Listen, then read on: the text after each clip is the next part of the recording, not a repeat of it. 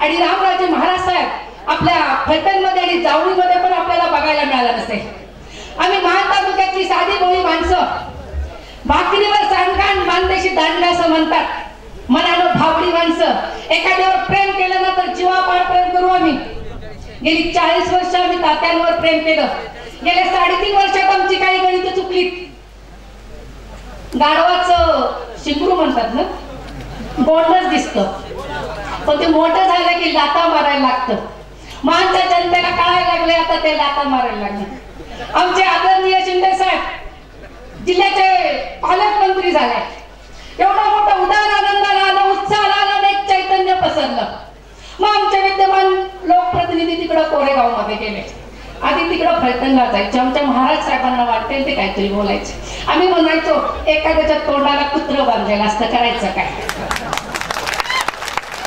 कोरेगावमध्ये गेले आणि शिंदे साहेबांना टीका करताना म्हणाला, रे शिंदे साहेब पालकमंत्री झाले म्हणजे काय आबाळ कोसळलं का. अरे भाऊ, आबाळ नाही कोसळलं, ही ढगफुटी आहे. केदारनाथ तर झाली ढगफुटी, होत्याचं नव्हतं करून गेली. शिंदे साहेब ढगफुटी आहे, तुझं होत्याचं नव्हतंय. बोलायला भरपूर आहे, मला 2 मिनिटं वेळ दिलाय. खरं तर सागर घागरीत कसा मावायचा अत्यंत उत्तुंग व्यक्तिमत्व असणारे मान्यवर इथे आहे.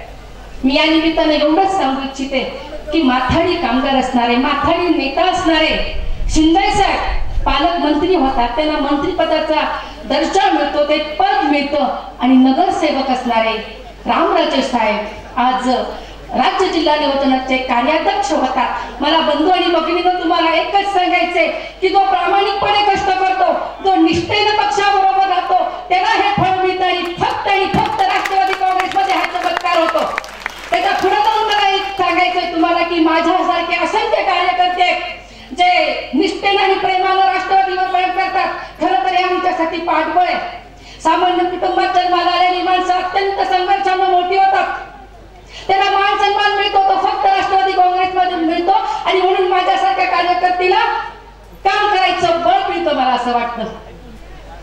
तात्या, मला जिथं विक्टर जुगोचं एक वचन आठवत आहे की जेव्हा मी रामराजे साहेबांना आणि शशिकांत शिंदे साहेबांना एवढ्या मोठ्या पदावर बघते त्यावेळेस मला ते विक्टर जुगोचं एक वचन आहे, don't count my life from where I stand. मी जिथं उभा आहे तिथून माझं आयुष्य मोजू नका, but count my life from where I came from. मी जिथून आले तिथून माझं आयुष्य मोजा, कारण मी अत्यंत संघर्षातून इथं उभा राहिलोय.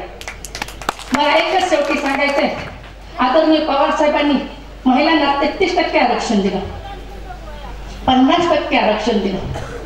खरं तर महात्मा फुलेंचा वसाहती वारसा ह्या महाराष्ट्रात जर खऱ्या अर्थानं कुणी चालू केला तर तो फक्त आदरणीय पवार साहेबांनी केला. म्हणून माझ्यासारखी महिला तुमच्या पुढे येऊन बोलते. तिथं आदरणीय शिंदे साहेब आहेत, रामराजे साहेब आहेत, दोन्ही तात्या आहेत, सगळे मान्यवर मंडळी आहेत. हा जो स्त्रीच्या कर्तृत्वाला आणि नेतृत्वाला जो सन्मान द्यायचा वारसा, जो छत्रपती शिवाजी महाराजांचा वारसा होता, तो पवार साहेबांनी पुढे चालवलेला आहे. मी फक्त नम्रपणे एवढीच विनंती करू इच्छिते की हा स्त्रीला सन्मान देण्याचा जो वसाहती वारसा आहे तो आपण सर्वांनी पुढे न्यावा. शेवटी मी एवढंच सांगते की आम्ही ताट करण्याची माणसं आहोत मानदेशी. शिंदे साहेब आणि रामराजे महाराज साहेब, तुम्ही फक्त आम्हाला पाठीवर हात ठेवून लढ म्हणा. सगळ्यात महत्वाचं आम्हाला एकच गोष्ट पाहिजे, ती म्हणजे पाणी. आणि ते फक्त तुम्ही देऊ शकता.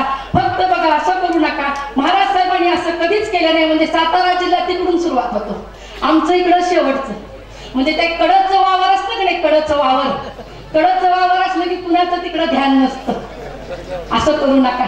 आम्ही प्रेम करणारी तुमच्यावर माणसं आहोत. तुमच्या पुढच्या वाटचालीला आमच्या सगळ्यांतर्फे अत्यंत मनापासून मी शुभेच्छा देते आणि थांबते. जय हिंद, जय महाराष्ट्र.